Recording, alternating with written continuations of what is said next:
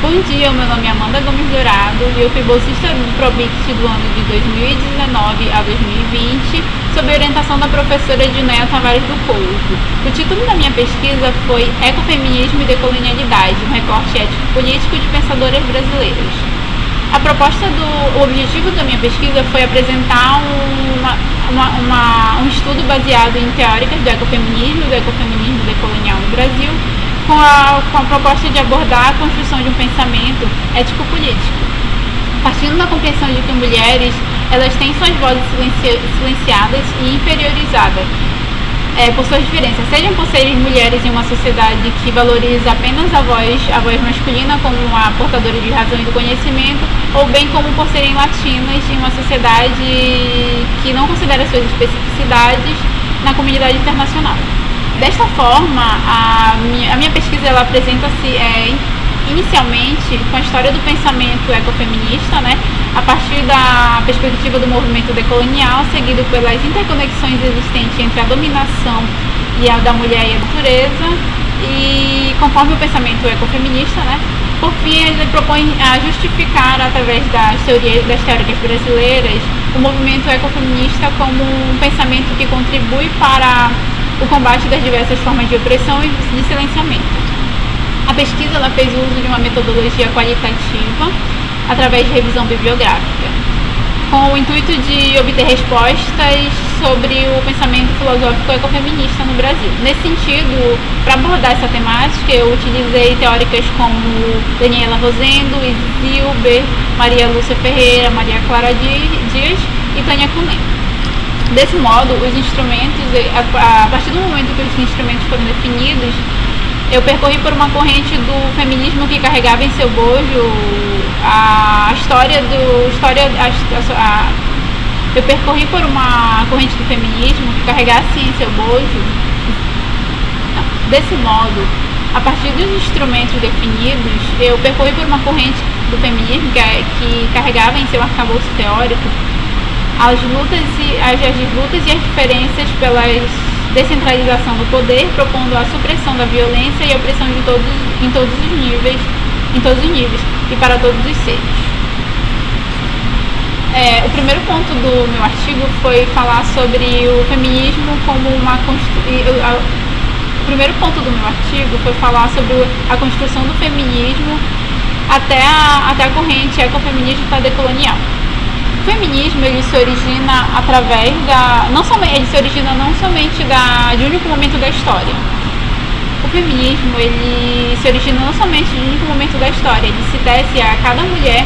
que não aceita as condições que foram socialmente e economicamente e historicamente construídas ao longo dos séculos, rompendo com todas as formas de opressão e lutando em prol de uma sociedade que a respeite como seres humanos e a trate com seus direitos a serem assegurados. Pois a construção da nossa sociedade ela é repleta de acontecimentos que mudam as relações sociais e a relação dos seres humanos com a natureza e os animais. E ao verificar a importância de um movimento com um processo de alcance de direitos individuais e coletivos que seguisse não somente o padrão libertário e político-social europeu, não que o padrão libertário e político-social europeu não seja importante, mas que as mulheres latinas e as brasileiras, elas precisavam de um movimento que assegurasse a elas e desse visibilidade às suas diferenças e às diferenças sociais e culturais. Por isso era necessário construir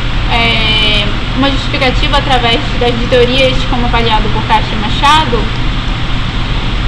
que dessem às mulheres as experiências de vidas latinas, que um movimento organizado por mulheres que tratasse sobre as peculiaridades e essas diferenças que nós temos. Tiquel disse o seguinte: o ecofeminismo ele refere-se à ideia de que a desvalorização da mulher e da natureza tem andado de mãos dadas com a sociedade patriarcal.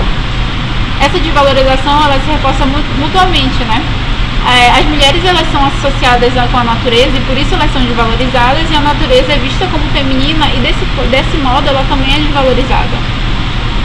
Então o ecofeminismo ele abre espaço para isso, para criticar as relações dos homens e da natureza e como isso perpetua a dominação das mulheres, um controle de dominação alicerçado ao ato de silenciar o outro, pois o ato de silenciar, pois o ato de silenciar a voz diferente está vinculado a uma estrutura conceitual e opressora e patriarcal que predomina na sociedade e não dá lugar à perspectiva feminina na ética por considerá-la inferior. O segundo ponto do meu artigo é o ecofeminismo decolonial e as relações de poder. A correlação que existe entre a mulher e a natureza ela é alimentada constantemente por um processo, né, em que vários aspectos da situação feminina, seja físico, social, psicológico, são constantemente comparados e naturalizados pelas instituições que permeiam o sistema patriarcal. Ou seja, o ecofeminismo ele não é um retrato dessa relação de poder e do domínio exercido sobre a mulher e a natureza, visando a retratar a inferiorização de ambos, mas ele busca a fundamentação que defenda a luta das mulheres por equidade e visibilização de seus discursos, considerando que muitas das situações de desigualdade vivenciadas por elas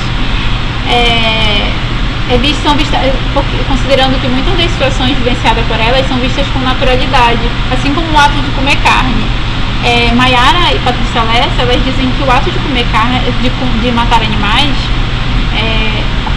Maiara e Patrícia Lessa dizem que o ato de matar animais para o consumo se concretiza na medida em que o desejo humano passa a ser mais importante que a vida do animal, ou seja, matar animais para fins de consumo também é um ato de dominação. O ecofeminismo e o feminismo decolonial, apesar de originados de pontos diferentes, né, do globo terrestre, eles são associáveis por meio de uma percepção de que a colonização ela não funciona sem a exploração da natureza, e a exploração da natureza não funciona sem a colonização dos povos que habitam em determinadas regiões. E também é preciso destacar, né, que sem a associação entre a dominação cultural e a dominação geográfica, no sentido ecológico, né, da dominação, a colonização nunca teria ocorrido, ou pelo menos não teria se dado da forma que se deu. E desse modo, a decolonialidade ela abre espaço para que a voz